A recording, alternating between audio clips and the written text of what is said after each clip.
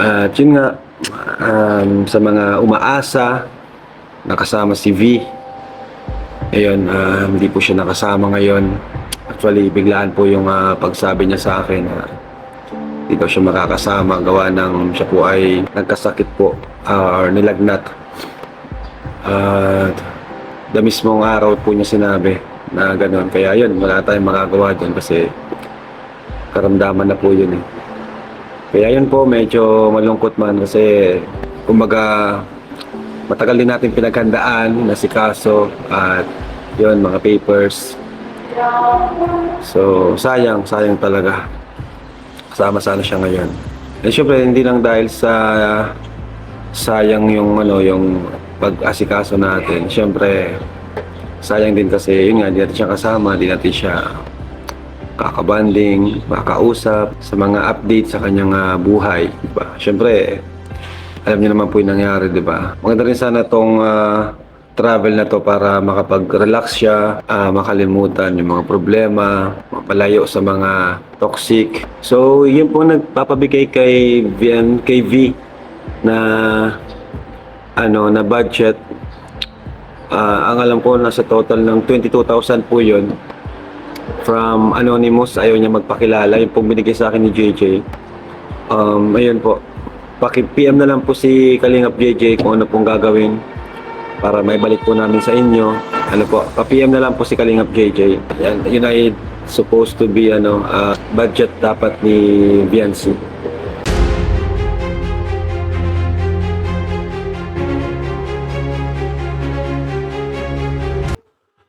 Okay guys, isa na rin mapagpalang umaga, tanghali, gabi po sa inyo lahat. Sana po ang lahat ay nasa mabuting kalagayan at ligtas po sa anumang kapahamakan. Sana po kayo dako ng mundo naroroon. Ako po muli ang inyong lingkod, Maestro 21 TV. At sa ating video ngayong araw na ito mga kalingap, tayo muli po ay magbibigay ng ating panibagong kuro-kuro, komento, opinion at reaction. Tungkol nga po dito sa pinag-uusapan na balita o pinag-uusapan po ng marami.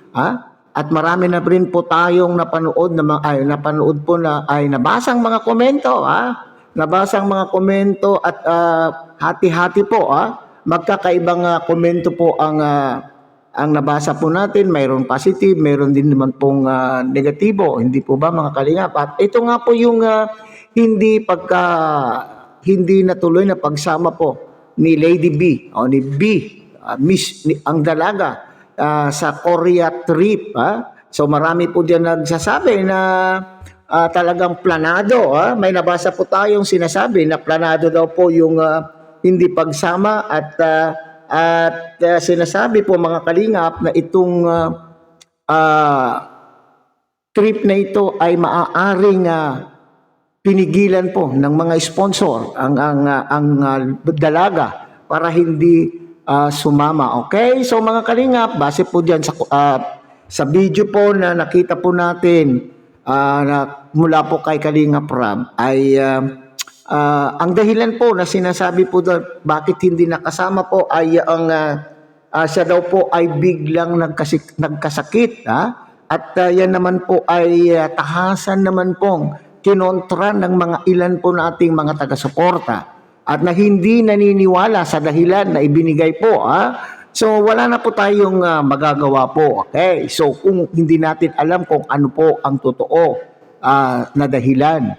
Pero base po dyan po sa video po ni Kalingap Ram ay tinatanggap po niya yung dahilan. Maraming nadismaya kasi umaasa na itong si dalaga ay makakasama po sa trip na yan. Pero talagang ganun na po. Tanggap po para sa akin ay tanggap naman po ni Kalingap Rab yung dahilan na ibinigay. So sabi ko nga wala tayong magagawa kung sasabihin po niya yun po yung dahilan ay hindi natin alam kung ano po ang katotohanan, pero alam ko maraming hindi naniniwala. Ako nga mismo mga kalingap, alam po naman natin na kapag tayo po ay nagdadahilan, parati natin nagiging kasangkalan yung dahilan na tayo po ay may sakit.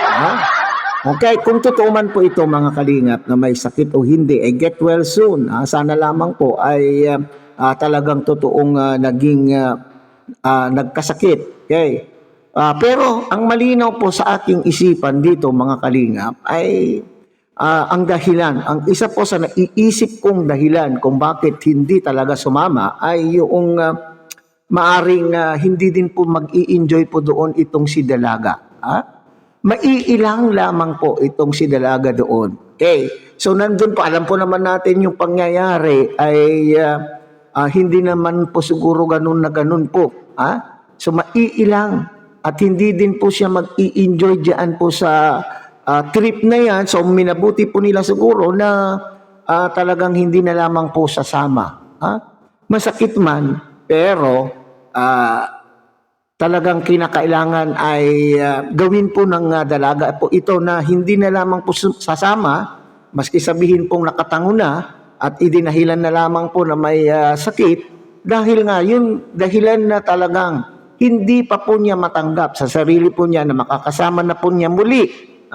Lalo na po kung nasaktan po itong si Dalaga, hindi rin po siya mag-i-enjoy. Bagamat sinasabi po dyan ni Kalinga Prab na sana lang ay nakasama para makapag-unwind, para makalimot doon sa pangyayari na naganap sa kanila po ng kanya pong love team. Pero para sa akin po mga Kalingap, kumbaga, sariwa pa po, sariwa pa po, kaya minabuti po ni Dalaga na wag na lamang pong sumama kasi nga ay hindi po rin po siya mag-i-enjoy sa trip na yan. Okay?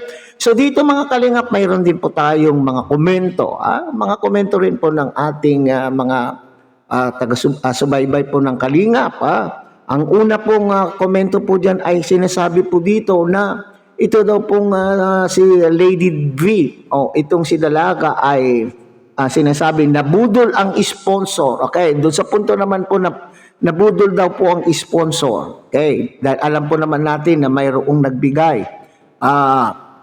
Base din po sa video po ni Kalinga Prab, sinasabi po na mayroong sponsor na nagpaabot po ng kanya pong pledge na magiging allowance po sana po ni Dalaga sa pagpunta po diyan, na amounting to 22,000 sa pamamagitan po ni Kalingap JJ. Okay. Para sa akin, walang budol po na pangyayari po dito. Okay. Hindi nambudol ang Dalaga. Bakit po? Hindi naman po niya ito hiningi. Hindi po niya hiningi ito na siya po ay bibigyan, nabudol kung halimbawa man ay nanghingi, kinuha, tinanggap ang pera at hindi ginamit kung ano po